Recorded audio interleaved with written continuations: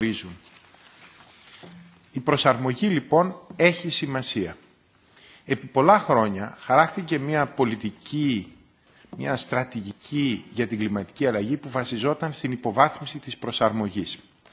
Ο λόγος ήταν να μην παρεμποδίσουμε τους στόχους της πρόληψης, η οποία είναι ασφαλώς προτιμότερη. Όμως μια πολιτική που είχε νόημα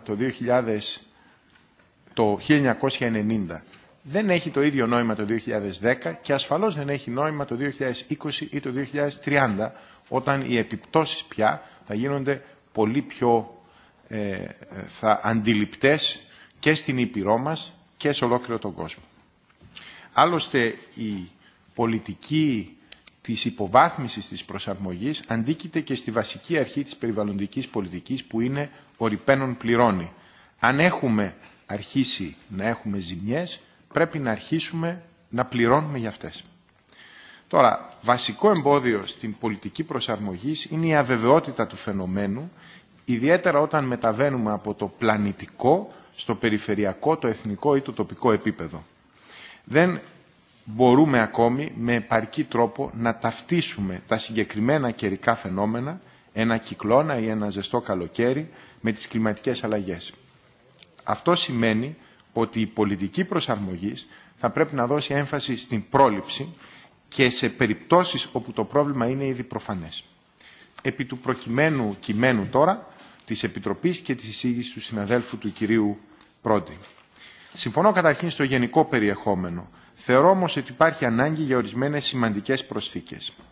Πρέπει να ζητήσουμε, και είναι ανάγκη να υπάρξει, μια πιο καθαρή εικόνα από την Επιτροπή για τις προτεραιότητες ό,τι αφορά την προσαρμογή. Οι συνέπειες του φαινομένου, που είναι πιθανόν αναπότρεπτες και θα αρχίσουν να συμβαίνουν, ήδη άρχισαν, προηγούνται. Δεν μπορεί δηλαδή να αντιμετωπίζουμε τις επιπτώσεις κλιματικής αλλαγής ό,τι φορά την προσαρμογή με τον ίδιο τρόπο αν θα συμβούν 60 χρόνια μετά ή 80 χρόνια μετά και αν συμβαίνουν σήμερα. Να σας δώσω ένα παράδειγμα. Έχουμε την όξυση των προβλημάτων των δασικών πυρκαγιών στην περιοχή της Μεσογείου, όπως επίσης και την είσοδο ξένων ειδών που ήδη συμβαίνουν, ειδικά στις θάλασσες της Μεσογείου. Είναι πιθανότατα ότι αυτές οι επιπτώσεις σχετίζονται με τις κλιματικές αλλαγές. Θα έπρεπε κάπως να προηγούνται σε σχέση, για παράδειγμα, με τις επιπτώσεις ανόδου της θάλασσας που θα έρθουν 70 ή 80 χρόνια μετά με σημαντικό βαθμό. Σε ό,τι αφορά τη χρηματοδότηση, εκτός από τις προβλέψεις που θα γίνουν στο πλαίσιο του κοινοτικού προϋπολογισμού, που είναι, όπως ξέρουμε όλοι, περιορισμένες, υπάρχουν και τα χρήματα για αλληλεγγύη μεταξύ των χωρών μελών, που είναι περισσότερο αδύνατα και τα οποία προβλέπεται στο ETS, στο Ευρωπαϊκό Σύστημα Εμπορίας Ρήπων, ότι θα δοθούν για mitigation και adaptation, για μείωση των αερίων του θερμοκηπίου και προσαρμογή στις κλιματικές αλλαγές. Με βάση τη σχετική οδηγία, μιλάμε για το 10% του Ευρωπαϊκού Συστήματος Εμπορίας Ρήπων. Πιστεύω ότι τα χρήματα αυτά, που θα είναι στο μάκρος του χρόνου σημαντικά, είναι σωστό να μοιραστούν ισότιμα μεταξύ μείωσης των αερίων του θερμοκηπίου, mitigation και προσαρμογής, adaptation. Και σε ό,τι αφορά την προσαρμογή, να εισάγουμε την αρχή της προτεραιότητας στις περιοχές και χώρες που θα πληγούν περισσότερο από την κλιματική αλλαγή. Η κλιματική αλλαγή, ειδικά στα επόμενα 30 χρόνια, δεν θα έχει ομοιόμορφες επιπτώσεις. Θα υπάρξουν περιοχές της Ευρώπης που θα πληγούν δυσανάλογα πολύ και άλλες που θα πληγούν ελάχιστα ή καθόλου. Δεν μπορεί τα χρήματα για προσαρμογή να πάνε ομοιόμορφα.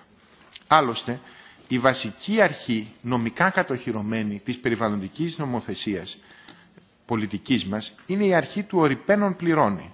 Εδώ ζητούμε η αρχή αυτή να εφαρμοστεί εντός της Ένωσης μόνο για το 5% των εσόδων από τους ρηπαίνοντες. Πρόκειται για το ελάχιστο δυνατό ποσοστό.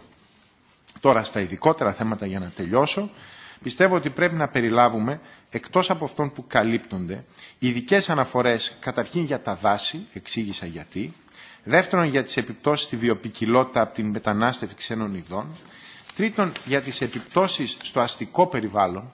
Στο αστικό περιβάλλον επισημαίνω ότι λόγω του συνδυασμού του φαινομένου της θερμικής νησίδας που πολλαπλασιάζει στον αστικό χώρο τις επιπτώσεις της κλιματικής αλλαγής, είναι ανάγκη να μας απασχολήσει ειδικότερα το τι θα συμβαίνει στις πόλεις, διότι υπάρχει ένας πολλαπλασιαστής εκεί, η θερμική νησίδα.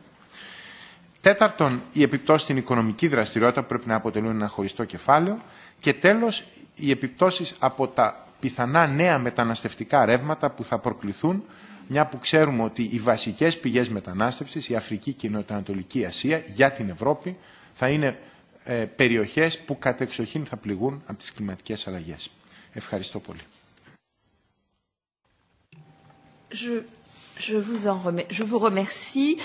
Je vais changer ma casquette de sens pour un instant pour prendre celle de shadow rapporteur du groupe ALDE sur ce rapport, Monsieur Prodi, dont je vous remercie. Et je partage tout à fait avec vous l'inquiétude sur le fait que ce livre blanc ne reflète probablement pas